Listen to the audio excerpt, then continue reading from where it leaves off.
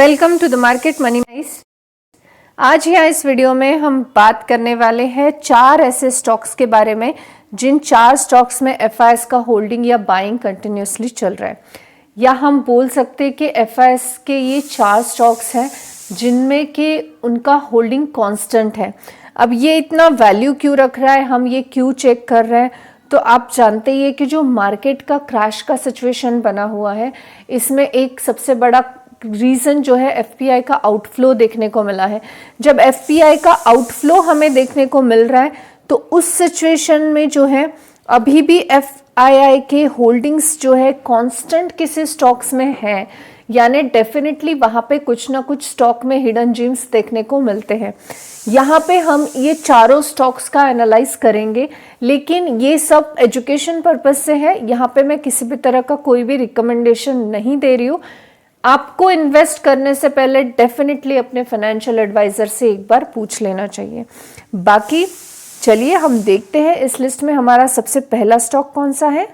इस लिस्ट में जो हमारा सबसे पहला स्टॉक है वो है रेल विकास निगम लिमिटेड। इसका मार्केट कैप आप देख सकते हैं 86,831 करोड़ का है। स्टॉक पी 67 का है। ROE जो है 20 और ROCE 18 का देखने को मिल रहा है। फेस वैल्यू 10 का है, यानी आने वाले समय में स्प्लिट का बेनिफिट डेफिनेटली मिल सकता है।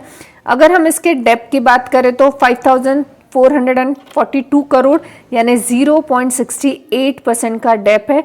करंट असेट यहाँ पे 11,744 करोड़ के, इन्वेंट्री 64 करोड़ की है। पेट्रोस की स्कोर के हिसाब से लॉन्ग टर्म के लिए ये परफेक्ट बैठता हुआ देखने को मिल रहा है। यहाँ पे प्रमोटर का होल्डिंग देखेंगे तो 72.80% का है। अगर आप रेल विकास में एफआईएस और डीआईएस का होल्डिंग देखना चाहें तो आप यहाँ पे देख सकते हैं कि जो एफआईएस है यहाँ पे वो एफआईएस आपको बढ़ते हुए देखने को मिलेंगे। जो 3% थे वो 5.05% हो चुके हैं। डीआईएस जो है ये 6.33% तक के देखने को हमें मिल रहे हैं। ये हमने बात की हमारे पहले स्टॉक की। अगर आप चाहते हैं इन चारों में से किसी भी स्टॉक का डिटेल फंडामेंटल एनालिसिस हो तो आपको जो है कमेंट सेक्शन में उस स्टॉक का नाम लिखना है और हम इसके ऊपर डिटेल फंडामेंटल एनालिसिस लेकर आएंगे। फर्स्ट स्टॉक था RVNL यानी रेल विकास निगम लिमिटेड।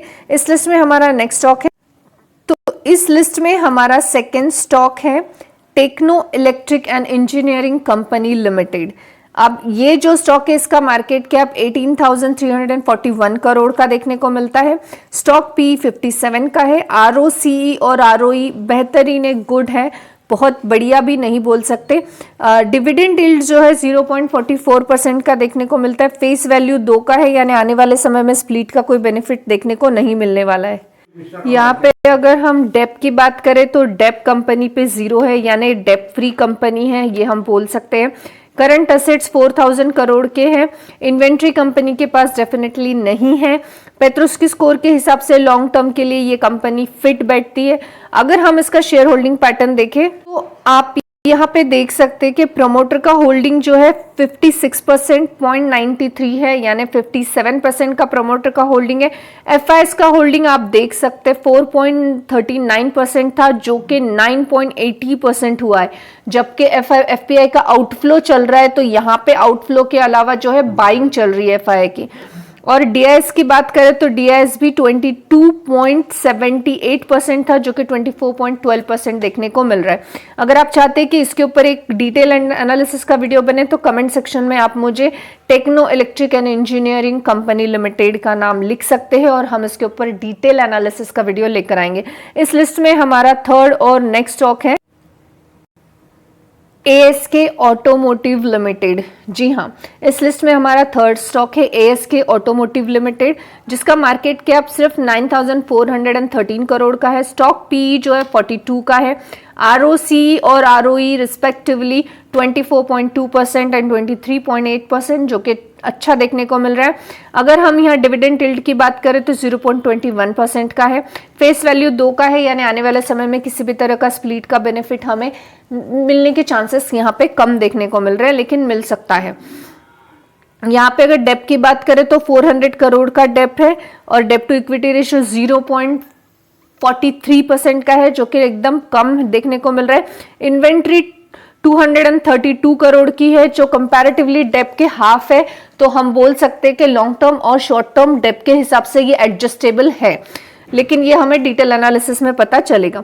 करंट असेट जो है 565 करोड़ के देखने को मिलते हैं, कंपैरेटिवली डेप से ज्यादा ही करंट असेट है। पेट्रोस्की स्कोर के हिसाब से लॉन्ग टर्म के लिए फिट बैठता हुआ ये स्टॉक देखने को मिलता है।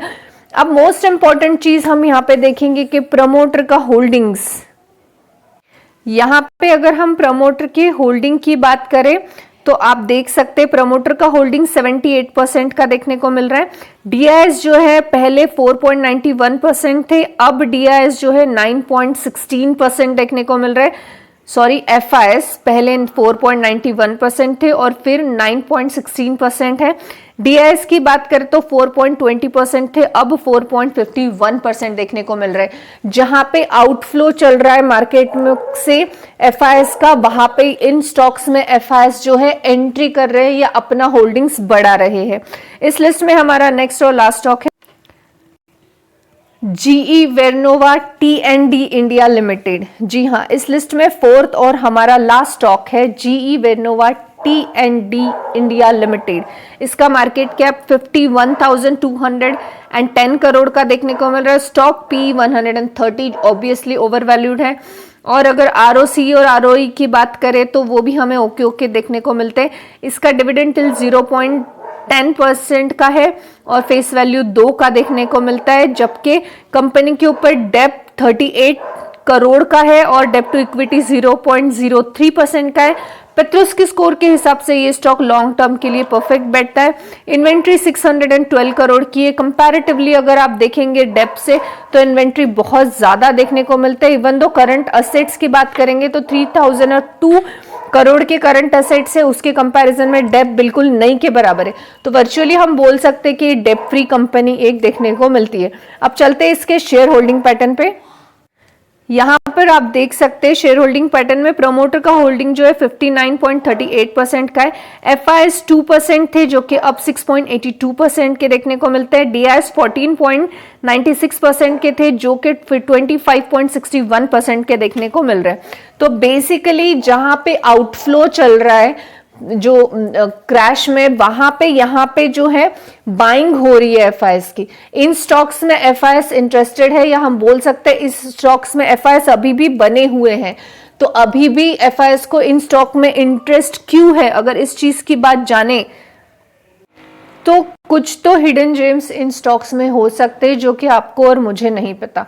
बट दैट्स मीन क्या हमको डायरेक्ट जाके इसमें इन्वेस्ट करना है? तो नहीं, ऐसा आपको नहीं करना है, क्योंकि हमने अभी स्टॉक्स को ओवरलुक किया है। उनका एक जो इंपॉर्टेंट पैरामीटर्स थे उतने चेक किए, मोस्ट इंपॉर्टेंट चीजें शेयर होल्डिंग पैटर्न ही देखा है, लेकिन फिर भी आपको स्टॉक का डिटेल एनालिसिस करना चाहिए और उसके बाद ही इन्वेस्ट करना चाहिए। यहाँ पे मैं किसी भी तरह का बाय या सेल का रिकमेंडेशन नहीं दे रही हूँ। इन चारों स्टॉक्स में से आरवीएनएल हो, चाहे टेक इलेक्ट्रिक इंजीनियरिंग हो, एएसके ऑटोमोटिव हो या जीके वेरना हो, आपको किसी भी स्टॉक का डिटेल एनालिसिस चाहिए तो आपको जो है कमेंट सेक्शन में उसका नाम लिखना है और हम उसके ऊपर डिटेल एनालिसिस एजुकेशनल पर्पज से डेफिनेटली लेकर आएंगे।